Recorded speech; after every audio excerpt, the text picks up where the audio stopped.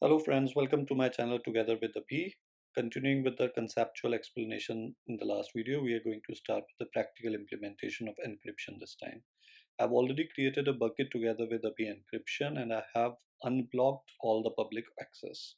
Okay, so let's directly go to properties and check the default encryption. So as I had told you, at the bucket level, you can put in a default encryption for all the objects. There are two mechanisms. One is AES-256, which is a one-click solution provided by S3 for encryption.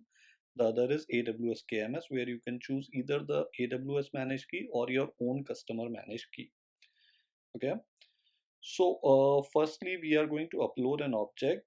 I'm going to upload a file called as index.html and we need to go to the properties section. So we click next, and within this there is an encryption section. We are going to first use the Amazon S3 master key, which is a one-click solution. So the expectation is now when we are going to access the object, it is going to be encrypted and decrypted at rest. Please note it shows at AES-256. So let's go and check the URL whether we are able to access it or not after applying encryption. So let's make it public and see the URL. So as you can see, we are able to access the object. It is encrypted in the background when at rest, when within saved within S3, and when you access it, it directly gets decrypted. Now let's move on to AWS KMS, the other mechanism, and we are firstly going to use AWS S3, which is an AWS managed key. For the concepts, please refer to my last video. Okay, but you see, it is shown as AWS KMS. Okay. We can even check it at the bucket level when the object is shown here. You can check from here also, it shows AWS KMS. So it is an AWS managed key, AWS S3. Some services which directly are integrated with KMS provide uses certain AWS managed keys. So we are going to check the URL. Oh, it is going to throw us an error because it requires signature version 4. To know about this error, you can go to this URL. It says that for certain regions, they have migrated from signature version 2 to signature version 4. And if in case we encounter such an issue, we can configure the settings to use signature version 4 directly. So we will go to terminal, and for our default profile, which is administrator profile, we are going to configure default signature version as S4 because S2 is now redundant. So the expectation is once we have configured this, when we are trying to get object now using AWS S3 API, get object, okay, we are going to give the bucket name of which the object is index.html, and we are going to save this object in a file called as downloaded index.html. So let's see if we are able to access it or not, and we check if in case the file has been downloaded. Let's see if in case we have the content. If in case the content exists, then it means then that the file at rest is encrypted using AWS KMS mechanism using AWS managed key AWS S3. Okay, so it exists. Now let's see where this key within the key managed service where we can see all the managed keys. So here we have a section called as AWS managed key. Here you can see the keys that we just used. We do not have the rights to create it. It is created automatically. We can just check the metadata as I had mentioned in the last video during discussion of the concepts. Okay, you can just see the metadata here, what all accesses are allowed at different levels. It is directly created, only used by few services which are directly integrated with KMS, and it uses symmetric mechanism. Now let's come to customer managed keys. We can create the key here. We have all the rights, full access to us. Two mechanisms, symmetric and asymmetric. Within asymmetric, you can do key usage in two ways, sign and verify, encrypt and decrypt, but we are going to discuss the symmetric part. As mentioned, there are three ways actually: external, KMS, and custom key store. In external, you are going to create the key outside of AWS on your local system and are going to import it, but we are going to create key here within KMS itself. Let's name it together with a BCMK, give it some description. And this is a customer managed key where we have full control and we are creating it within KMS and we are managing it also. So firstly we have to give an administrator, which we give as an administrator. As mentioned, administrator just have the rights for management of this key. It doesn't provide access to the key to the users. For if in case someone wants to get object or read an object, they will need to have access to this key, and this is provided at this level. Again we are choosing administrator. So using administrator, administrator is going to be the key manager also, and it is going to have access to this key as well. If this is the key policy, you can see what all permissions does an administrator has and what all access a normal user would have. So by normal user I mean a user which would require to access an object, require an access to a data. Okay, and for accessing the data it requires access to the key which has been provided by a key administrator.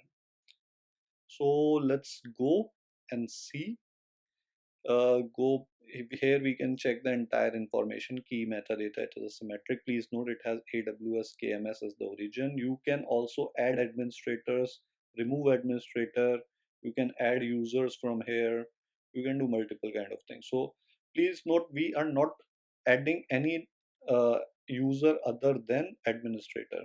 So the expectation is when we log in as a developer user, we should not be having access to the data, because data access requires key access and key access has not been provided to developer.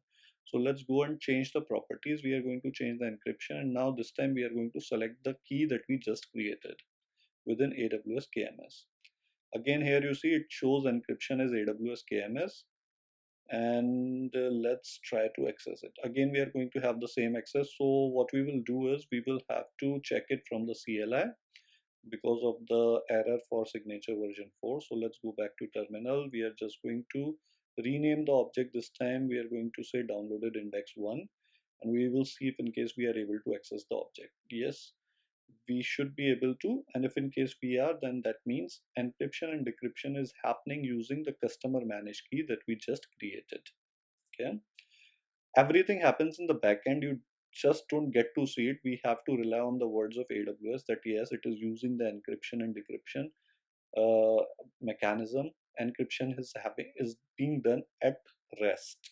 Okay, now let's get into developer mode. So please note I am in a developer account. I'm going to create some access key because I want to set the profile firstly of this developer within CLI, so as to check using developer profile whether I am able to access or not the object that we just created. So let's copy paste the access keys and secret key. We are going to configure this user, developer user. So we go to within hidden account, a hidden folder AWS. There is a file for credentials where I have set up the dev profile and I have added access key, ID and secret access key. Now let's try to use it with profile dev, the same command. Okay, we are just trying to access the object using profile dev, and as expected it gives us an error. Why? Because you are not able to access the data until you have access to the CMK, and in the CMK profile customer managed key we did not provide it the access. At this point let's summarize what all we have done so far. One thing, we used AWS one-click solution for S3 where for encryption, wherein we use AES 256. The second, we use AWS KMS, AWS Managed Key provided for S3. And thirdly, we used a customer managed key we created by ourselves within KMS. We did not use it from external resource. We did not import it in KMS, but rather we created within KMS and used it. Okay. So, and we have seen how encryption and decryption happens at the backend. We don't get to see it. It happens normally. We just will see whether we are able to access the object or not, and we rely on the words of AWS for encryption and decryption. Now let's go back to the administrator's account. We are within administrator account. We will disable the key. Okay, the customer managed key. We will disable it. We are just going to clean up everything. We do not have the rights to disable on AWS managed key. Okay, so we are just going to disable this key, so we don't incur any cost. but we won't be able to use this key anymore. So we just confirm that, and thereafter we are going to delete this key. For deletion, you will see, you will not see an option to delete right away. Rather, you can just schedule key deletion, and the minimum period you will need to wait is 7 days. Okay, so let's enter 7 days. So it is going to get deleted within 7 days. We have to just confirm that. We do not have any such options within AWS Managed Keys because we do not manage it. It is managed by AWS. Just note it shows pending deletion. So everything is enabled here, and we do not even have an option to disable it. Okay, you can check it anywhere. We can just check the metadata, but we cannot enable or disable it. Okay, now let's get back to our bucket. Let's also delete the object that we created. So let's delete. Actually, we forgot to show. I just forgot to show you the transit. We just have discussed about at rest encryption, but what about transit? So we are going to upload another object called as error.html, and as you would see, we would be able to access this object using HTTPS or HTTP. Okay, there is no encryption that we have chosen because this is in transit. All these options that we have shown so far were of at rest. So we make it public and we will be able to access it. Now what we are going to do is we want to enforce a bucket policy wherein any user would be forced to use HTTPS if in case they have to access this object. Okay, currently they can use HTTP as well as HTTPS. They get the object, they get the same response. But we want public to be only able to access it using HTTPS. So what we are enforcing is a secured mechanism while the object is in transit. So when you are accessing the object, it is in transit, it is in transfer. Okay. So for that, we will go to bucket, we will come to bucket policy, policy generator, and we are going to generate a policy. This is going to be for S3 bucket policy. We are going to deny all the principals, so star. We are going to use Amazon S3 service, and the action is on get object. On get object, we do not want people to read it without HTTPS. If in case they are not using HTTPS, we should not allow. So let's search for get object. Okay, here it is, get object. The resource name is my bucket name, and within that /star. So let's copy the ARN from here, and /star means all the objects within this bucket. Now we are going to add a condition. The condition is if in case, firstly let's choose bool because we want to have true and false, and we do not want to allow anyone to have access without a secure transport. So if in case secure transport is false, the value is false, we are not going to allow anyone, okay, to access it. So we just copy paste this policy. Let's just paste it in the bucket policy. And now what we are expecting is if in case we try to access the object now using HTTP, it should throw us some error. Okay, though we are using error page, but I hope you get the point. So the error page, if you get it normal error page that we have written, then it's all okay. So this is using HTTPS, you can see the lock. Okay, but let's have it HTTP, which is a non-secured way. So you get access denied because of the bucket policy. This is a not secure way. So I hope this is all that we had to cover today. We have covered all the mechanisms uh, basically that you should be knowing at a high level to get started on AWS. We are just going to clean up everything now. This gives you a brief introduction of encryption at rest and in transit, how you can enforce policies. So let's just clean up everything. Let's delete the object. Also, we will be deleting the bucket. Let's delete it.